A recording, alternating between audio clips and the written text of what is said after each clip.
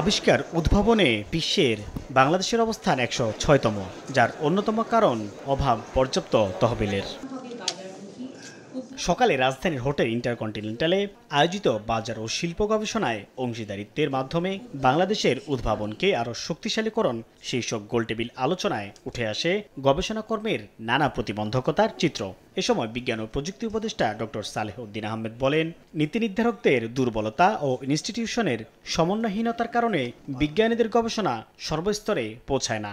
এখন সময় আসছে, আমরা যারা ব্যবসায়ী যারা আছে সবাই তো, আপনাদের কিন্তু একটা রোল আছে, মানে আপনারা যদি একটু লিডিং রোল নেন, not only for your own industry, কিন্তু যে নলেজ ইকোনমির নলেজটা ব্যবহার করা, এনকারেজ করা, বিশেষ করে বিভিন্ন বিভিন্ন সেক্টরে সরকারি বেসরকারি অংশীদারিত্বে গবেষণা করার তাগিদ দেন ব্যবসায়ীরা। এনার্জিটা এখন এলইডিতে নেওয়া, মোটর এমন মোটর ইউজ করা যায়, লাইফ ইউজ কম ইউজ হওয়া, these are all part of innovation কিন্তু, এবং এগুলি ছাড়া ইন্ডাস্ট্রি কিন্তু ক্যানট বি মুভ ফরওয়ার্ড। আপনারা যে মেট্রোলজি ডিপার্টমেন্টটা করেছেন, এই ডিপার্টমেন্টের লিগ্যাল স্ট্রাকচার রয়েছে অলরেডি, কিন্তু প্রতিটা ফার্মাসিউটিক্যাল ইন্ডাস্ট্রি, প্রতিটা কেমিক্যাল ইন্ডাস্ট্রি, প্রতিটা ফুডের ইন্ডাস্ট্রি, সব জায়গায় এই স্ট্যান্ডার্ডাইজেশনটা আসতে হবে। আলোচনায় উদ্ভাবনী উদ্যোগে সফলতা মিললেও তা ব্যবহারিক পর্যায়ে সহজলভ্য করতে প্রয়োজনীয়